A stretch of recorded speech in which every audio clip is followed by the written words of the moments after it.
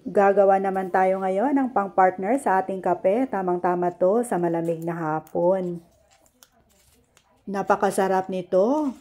Chewy at saka soft and moist. Ayan po. Perfect yung ating pagkagawa. Naalala ko every time na pumupunta ako sa mall, dumadaan talaga ako sa Goldie para bumili nito. Ngayon nagagawa na natin.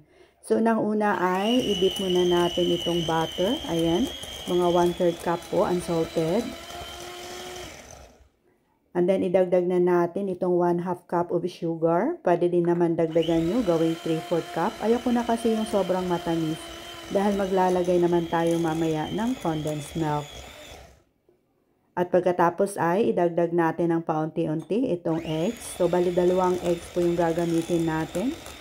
Ipagpatuloy lang po ang pag-beat hanggat sa maging mag-fluffy po yung kanyang texture. Ayan, ilagay na natin yung pangalawang itlog. So, ipagpatuloy lang po ang pag-beat.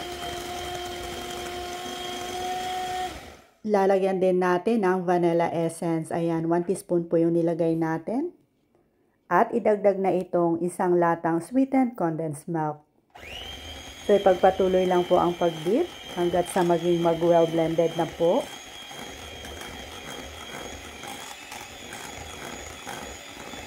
So, meron na tayong naihandang desiccated coconut dito, mga about 2 cups. And then, nilagyan natin ng 1/2 cup of flour.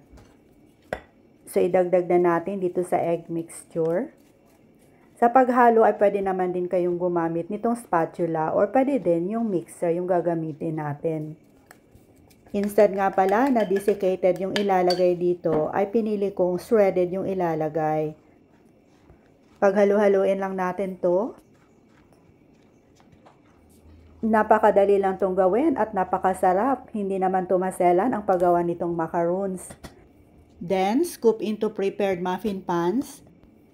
Depende po sa inyo kung ano pong size ng muffin pans yung gagamitin ninyo. Meron namang mas maliit pa dito para mas madami yung magawa natin. So, i-bake na natin to ng mga about 15 to 20 minutes. Ayan na po, hanggat sa naging golden brown na po on top.